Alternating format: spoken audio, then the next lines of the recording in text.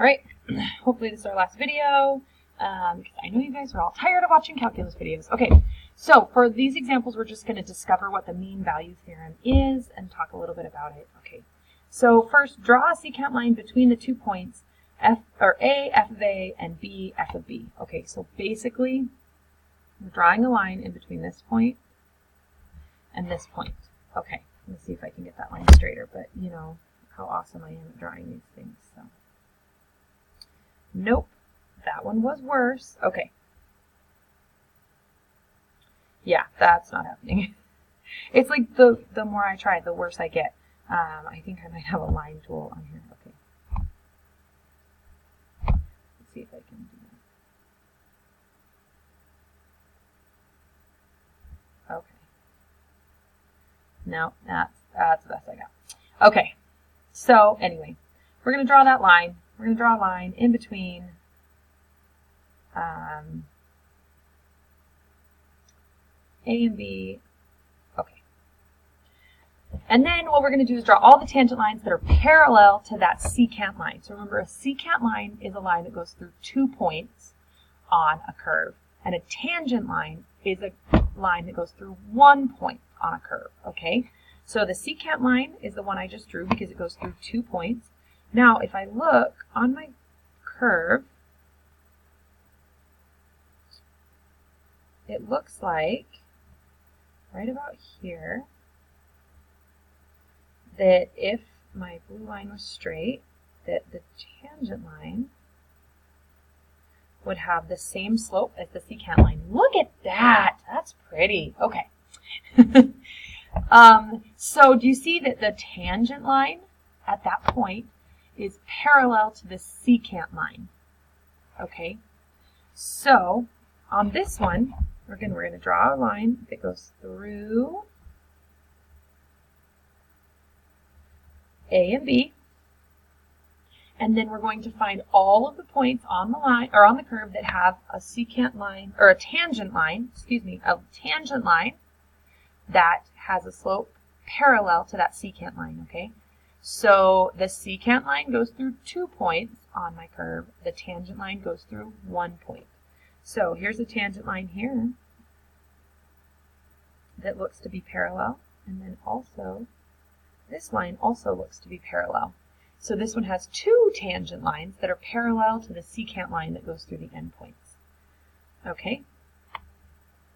Now this one has a secant line right here going through the endpoints.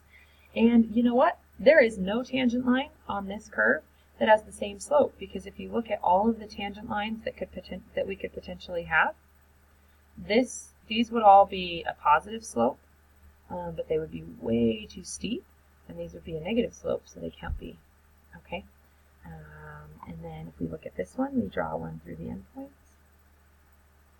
Again, there's really no line on the curve that has the same slope as that, and really it's not even a secant line because of that asymptote. It's just really challenging. So there's no tangent line. Okay. This one here, this one doesn't have an endpoint, so it has no secant line at all. And then this one, let's draw the secant line. So the secant line is horizontal.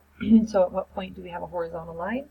Well, we would, if it existed right here, we could have a tangent line right there that had the same slope, but the curve doesn't exist there, so we can't have a tangent line where it doesn't exist. Okay, so there you go. I should have just realized that already had it in there, all nice and pretty. So much prettier than the way that I drew it. All right, so these ones we're going to draw a secant line between the 2 points, and then draw all the tangent lines that are parallel to the secant line at some point on the interval between there. Okay, so we're going to draw a secant line in between 2 and 5. Okay, there's our secant line. Now we're going to draw a tangent line that is has the same slope, and it looks like this right here, this spot right there, would have a tangent line that has the same slope. And so the c value there would be about 3. So it looks like if I put a line tangent to the curve at x equals 3, it would have the same slope as the secant line. So here we draw a line again between 2 and 5. And then we want to find a point on the curve between 2 and 5 that has the same slope. So it looks like right about there would, and right about there. So that's at about like 2.5 and 4.5. So, or if we want to be even more precise, like 2.7 and 4.3 is what my notes say it is, but you know, I'm super precise. Okay, so it looks like that those tangent lines would have the same slope. All right, last one. We draw a secant line through the points 2 and 5, and then we find all the spots that would have the tangent line, and it would be like here. And it looks like that tangent line touches the curve twice, and same with this tangent line. So it looks like there and there and there and there are all of our points, but here's the issue. This one is outside of the interval, so we're not going to count that one. So we're at about, like say 2.5. Oh, that is right underneath my head, isn't it? Okay, we'll write up here. At about 2.5, at about 3.5, and about 4.5.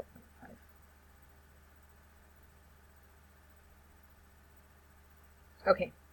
So let's get into what this actually looks like, what we're even leading up into. This is the mean value theorem.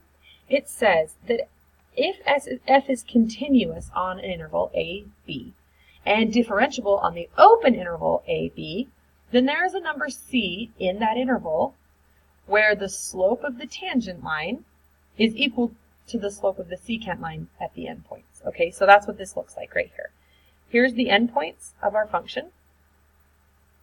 Here's one endpoint, here's the other endpoint. We draw a secant line through those endpoints.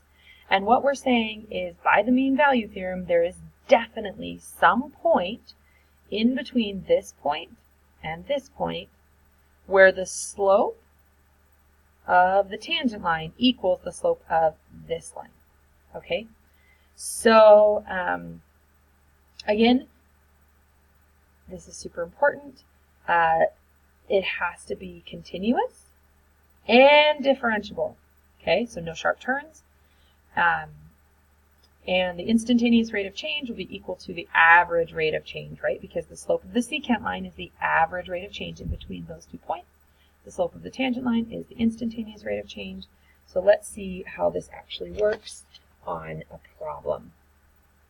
Okay, given that f of x equals 3 minus 6 over x, find all c which satisfy the mean value theorem on the interval. So on the interval 3 to 6. So first what we need to do is we need to find what we're saying is the instantaneous rate of change at some point equals the average rate of change over the entire interval. So our points, our endpoints, that's what we first need to find. We need to find our endpoints, right? Because the interval goes from x equals 3 to x equals 6. So what is f of 3? That equals 3 minus 6 over 3, which is 3 minus 2, which is 1. And then it goes to f of 6. And f of 6 is 3 minus 6 over 6, which is 3 minus 1, which is 2. Okay, so the points, our endpoints, are x equals 3, y equals 1, and x equals 6, y equals 2. So these are the points for our average rate of change. So let's find our average rate of change. Well, that equals the change in y over the change in x. So 1 minus 2 over 3 minus 6. So our average rate of change is -1 over -3, which is 1/3. Okay, so our average rate of change is 1/3. Let's put that in our pocket and we say, okay, the average rate of change from our endpoints is 1/3. Now we need to find where on our line is our instantaneous rate of change also 1/3. Okay, where's the slope of our tangent line also equal to the slope of our secant line, which was 1/3. Okay, so we have to differentiate first. So I'm going to move up to give myself lots more room. So again, f of x was 3 minus 6x to the -1 because of 6 over x. So f prime of x equals 3 plus 6 times x to the -2. Oh my gosh, I differentiated 3. We don't differentiate 3. It's a constant. Okay, so my f prime of x is 6 to the -2, which is also 6 over x squared. So we're saying at some point on this function, our derivative, which is this, has to equal 1/3. So we're saying 6 over x squared equals 1/3. So let's just solve for x. We're going to multiply both sides by 3, and we have 18 over x squared equals 1. So then we have 18 equals x squared. And the square root of both sides.